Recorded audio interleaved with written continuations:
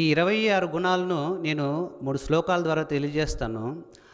మనం ఏం చేయాలంటే ఆధ్యాత్మిక సాధన చేయడం అంటే ఏంటంటే ప్రతి ఒక్కళ్ళు కూడా ఈ 26 గుణాల్లో నాలో ఎంతవరకు అవి ఎంత వృద్ధి శాతంలో ఉన్నాయి, నాలో ఈ గుణాలు ఉన్నాయి లేదా, అవి ప్రతిరోజు మనం తనిఖీ చేసుకుని ఆత్మపరిశీలన చేసుకుని ధ్యానం ఆచరిస్తే కనుక మనము వారి మార్గంలో నడవచ్చును.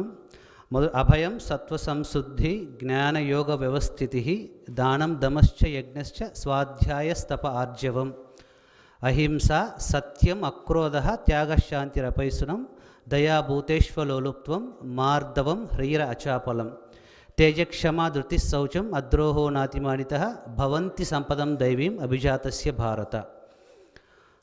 భగవంతుడు 26 గుణాలు చెప్తున్నాడు.